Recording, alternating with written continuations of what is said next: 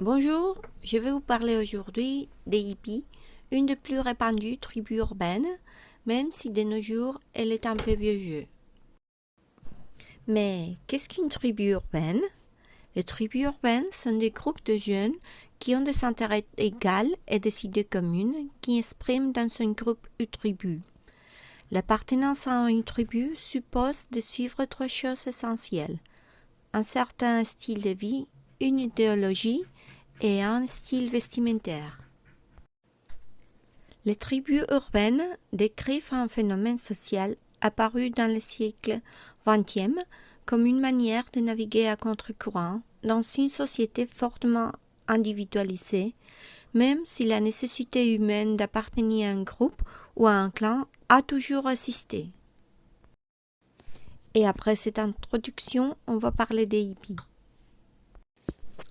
Le mouvement hippie est un courant de contre-culture apparu dans les années 1960 aux États-Unis dans un contexte de refus de l'ordre établi et particulièrement contre la guerre du Vietnam et comme conséquence de ce meute de Noirs dans les grandes villes américaines. Après, ce mouvement s'est diffusé dans le reste du monde occidental. Les hippies procèdent en grande partie du baby-boom d'après la Seconde Guerre mondiale. Ils rejetaient les valeurs traditionnelles, les modes de vie de la génération de leurs parents et son conformisme, la soumission au pouvoir et la société de consommation en général, en relevant des valeurs écologistes et égalitaires inspirées des philosophies orientales. Ils essayent de vivre librement dans leur communauté. On va passer maintenant à décrire les vêtements qu'ils portaient.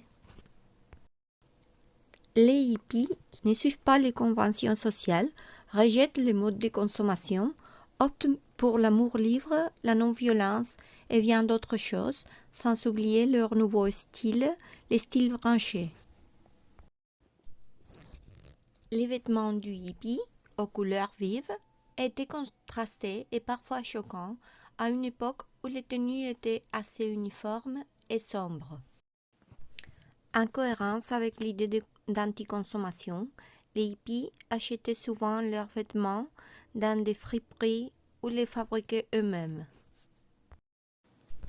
Par exemple, le tie-and-dye, une technique de teinte de tissu en couleur vive, en forme de rond et plus ou moins aléatoire, était très répandue chez les hippies. Avant les mouvements hippies, la mode était plutôt BCBG, soit bon chic, bon genre, c'est-à-dire tenue classique de bonne éducation. Par rapport aux cheveux, les femmes portaient un chignon bien serré, tandis que les hommes devaient les porter courts et bien coiffés. En partie par rébellion contre les normes, les hippies, hommes ou femmes, portaient les cheveux longs, le plus souvent détachés, avec des fleurs ou avec un bandeau sur le front, pour dénoncer la guerre du Vietnam où les soldats avaient tous les crânes rasés.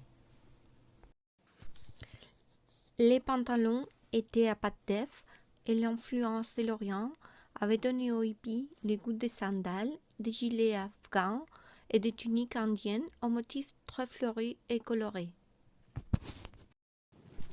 Ils s'aimaient aller pieds nus dans la poussière, sans pompe, fait qui allait à l'encontre des valeurs d'hygiène soulignées dans les modèles américains.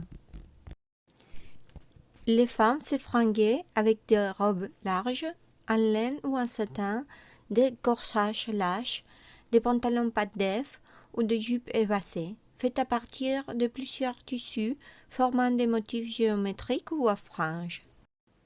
Ou, tout au contraire, elles portaient des mini-jupes. Elles aimaient se saper aussi avec des ponchos péruviens, avec des fichus et avec des grands châles à franges. Elles ne portaient plus de soutien-gorge parce que c'était trop gênant et se mettaient des colliers, des coquillages, des bracelets aux chevilles et des fleurs partout.